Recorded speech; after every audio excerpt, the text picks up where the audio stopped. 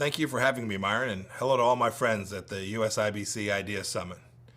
It was just over a year ago, it seems like a long time, that many of us met in Washington, right before my visit to New Delhi.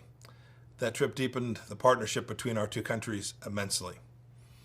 I know you're used to hearing that we're the oldest and most populous democracies in the world. That's true, and it's important. It's important to reiterate. We share a reverence for freedom, rule of law, and human rights that runs deep. And that's important.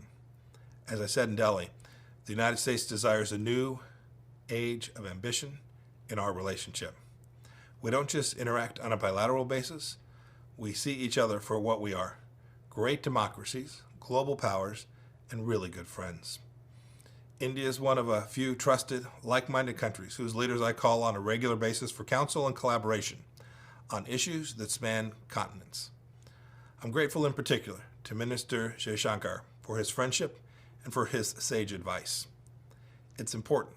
It's important that democracies like ours work together, especially as we see more clearly than ever the true scope of the challenge posed by the Chinese Communist Party. Our infrastructure projects, our supply chains, our sovereignty, and our people's health and safety are all at risk if we get it wrong. The recent clashes initiated by the PLA are just the latest examples of the CCP's unacceptable behavior. We were deeply saddened by the deaths of 20 Indian service members. I'm confident that with our concerted efforts, we can protect our interests. I especially commend India's recent decision to ban 59 Chinese mobile apps, including TikTok, that present serious security risks for the Indian people. And I'm happy to report that India is a rising U.S. defense and security partner in the Indo-Pacific and globally. In December, Defense Secretary Esper and I hosted the second ever 2+2 dialogue with our Indian counterparts. The United States has never been more supportive of India's security. India, too, is an important partner in a key pillar of President Trump's foreign policy: multilateralism that actually works. We work closely together to make sure that the World Intellectual Property Organization election was won by someone who respects property rights. Seems pretty basic. We've revived the so-called Quad, comprised of the U.S., India, Japan, and Australia. India is also part of a group of like-minded nations that I've convened regularly to advance shared interests. We've also invited Prime Minister Modi to the next G7, where we'll advance the Economic Prosperity Network. It's a group of countries and organizations that we consider natural partners because we share values like democracy and transparency and the rule of law.